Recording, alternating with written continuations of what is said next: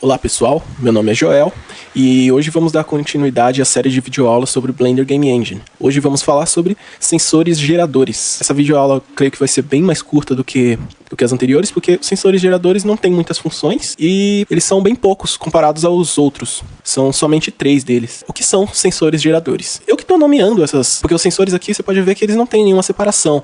Eu que estou nomeando eles em grupos para facilitar a explicação. Por exemplo, eu fiz o último vídeo sobre sensores de entrada. Não está aqui definido sensores de entrada, mas tipo joystick, keyboard e mouse são dispositivos de entrada, né, do computador. Aí eu nomeei eles para o grupo de sensores de entrada. Sensores geradores, no caso eu vou falar, são sensores que geram sinal, basicamente. Eles têm o nome de sensores, mas eles não sentem nada, basicamente. Vamos começar aqui com o sensor gerador mais básico de todos, que é o Always. O sensor Always, eu já mostrei nas videoaulas anteriores, aqui eu só vou dar uma explicação mais detalhada, não que tenha muito para se detalhar. Você pode ver que ele não tem nenhum parâmetro para você alterar, ele só tem as funções aqui básicas de qualquer sensor. Eu já expliquei o que o sensor Always faz, ele envia um sinal positivo e mantém esse sinal positivo infinitamente. Os sensores geradores em geral, você pode controlar, como eles não dependem de nenhuma alteração no jogo, você não tem como controlar o fluxo deles, o fluxo de sinais que eles mandam. Por exemplo, o Always. Como você vai controlar o fluxo dele, sendo que ele envia o sinal sozinho? Aí você começa a se utilizar desses botões básicos de sensores aqui. Por exemplo, você utiliza o Pulse Mode e você pode mandar sinais com determinada frequência. Por exemplo, o sensor com Pulse Mode com Skip 60 significa que a cada 1 segundo ele vai enviar um sinal positivo. Vamos mostrar um exemplo aqui, novamente com Atuador Motion. Conectei ele aqui. Vamos ver o que acontece. Ops. Bom, na verdade não acontece nada. Por quê? Porque ele está enviando um sinal positivo a cada 60 segundos, a cada 60 quadros, isso é um segundo, e ele nunca envia um sinal negativo. Se eu coloco o Tap aqui, gira 45 graus, ele vai enviar um sinal positivo a cada segundo e durante somente um quadro do jogo. Ou seja, perceba o que acontece. Assim eu controlo o fluxo de execução do controlador do sensor Always, me baseando na propriedade Skip aqui. Aqui ele, como eu já disse, ele envia um sinal positivo, ele envia um sinal positivo a cada quadro. Aqui eu pulo 60 quadros, isso é, ele vai enviar um sinal positivo a cada segundo, nesse caso. E o Tap faz com que ele envie um sinal negativo logo após ele enviar o sinal positivo. Isso é, ele vai enviar a cada segundo um sinal positivo, negativo, positivo, negativo, positivo, negativo. Ou seja, ele vai ativar ativar e desativar o atuador a cada segundo. Bem simples de entender. Agora vamos pular para o sensor Random. Bom, o sensor Random, como o próprio nome diz, ele envia sinais, ele gera sinais aleatoriamente.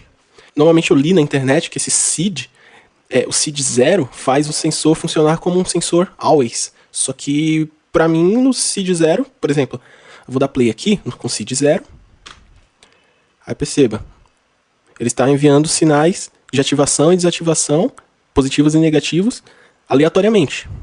Tanto que você não pode definir com que frequência que ele está ativando o atuador. Mas dizem que o SID 0, ele envia um sinal positivo sempre. Não existe fator aleatório nele. Mas tem outros SIDs. Portanto, não vou falar nada sobre SID, porque pra mim não adiantou de muita coisa. Ele funciona basicamente da mesma forma, na minha opinião. Porém, assim como os outros sensores, você pode se utilizar aqui dos botões padrão aqui. Você pode fazer aquela parte lá de ativar o Pulse Mode e colocar um valor de Skip aqui. Assim você pode, por exemplo, enviar um pulso aleatório a cada meio segundo, no caso aqui. Por exemplo, vou reproduzir aqui. A cada meio segundo ele está enviando um pulso positivo, negativo, dependendo. Aleatoriamente eu não sei dizer com que frequência ele está enviando os pulsos. Mas a cada meio segundo ele está enviando um pulso, independente de ser positivo ou negativo. E basicamente assim funciona o sensor Random. Vamos agora para o último sensor, que o último sensor é o sensor Delay. O sensor delay, ele poderia muito bem funcionar como sensor always, utilizando o skip aqui, porque o sensor delay funciona da seguinte forma.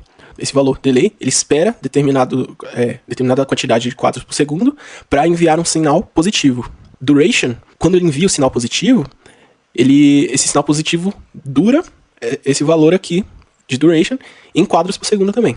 Repeat, ele, após enviar o sinal positivo e o valor duration tornar ele negativo após o tempo, o repeat faz ele retornar ao ciclo. Ele espera novamente, antes de enviar um sinal positivo. O sinal positivo dura essa quantidade de tempo aqui. Então, quando ele fica negativo, ele espera novamente e mantém o ciclo infinitamente. Na prática, vamos colocar aqui um delay de 1 segundo. O sinal positivo vai durar 1 segundo e o sinal negativo vai durar 1 segundo. E vamos ativar o repeat, para ele nunca parar de fazer isso. Esse ciclo. Perceba. Ó, negativo, positivo, negativo, positivo, negativo, positivo. A cada segundo ele envia um sinal. E esse sinal tem exatamente a duração de quadros definidas no sensor. E ele repete o ciclo devido ao checkbox aqui, repeat. Então é isso aí. Até a próxima videoaula.